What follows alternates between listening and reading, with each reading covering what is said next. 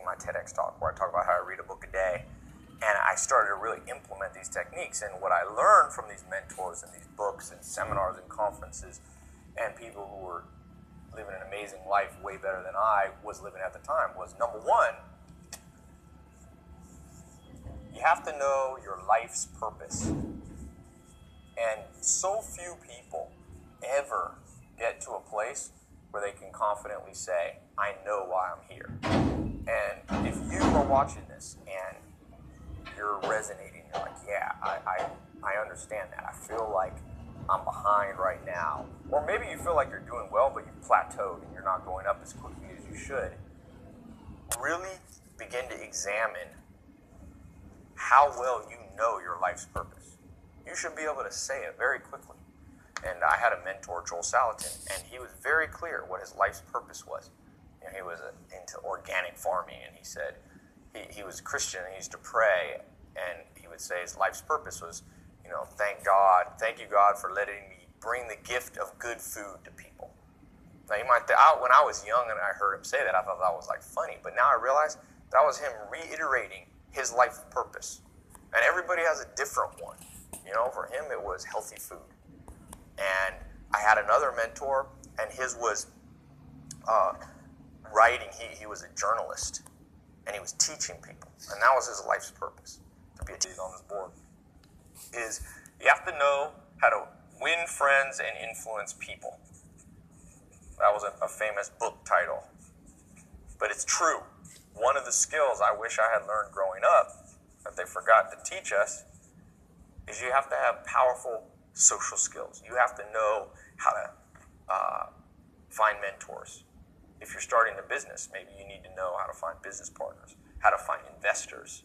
I did a TEDx talk about how I read a book a day, and I talked about the law of 33%, how you have to spend 33% of your life around people that are below you, meaning you can help them, 33% of your time around people that are on your level, right? Those are your friends. And then 33% of your time around mentors, around people who push you, around people that are 20 years ahead of where you want to be. And there's an old saying related to this, that your income and your life will be the average of the 5 people you spend the most time with. And so when I was laying on that couch and I wanted to move up this pyramid, that was one of the big breakthroughs. And I began to change my social circle. And right away, it's like amazing. It's somewhat remarkable how quickly implementing these into your life will start to change your life. Because this, of course, number one, number two, now I begin to couple and add them all together with number 3.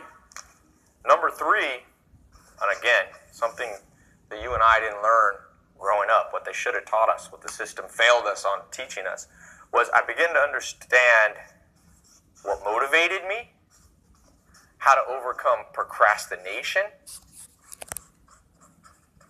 And I'll tell you what, these things right here, I call procrastination the killer of hopes and dreams. If you've got big plans for your life and it's not working out like it wasn't working out for me, it usually comes here. Because what happens is you think, I'm going to work really hard, but then you can't motivate, then you put it off for another day, and you begin to procrastinate. Well, what I began to learn to do was how to do half the work, but get twice as much done. There's some simple techniques, and I'll talk about these a little bit later, that you can do where you become super efficient, and you begin to work smarter, because believe it or not, to move up that pyramid of success and wealth, it's not just about working harder, it's about working smarter. The hardest people, the hardest workers you'll ever meet aren't necessarily the people that are getting ahead. So you have to combine those two things.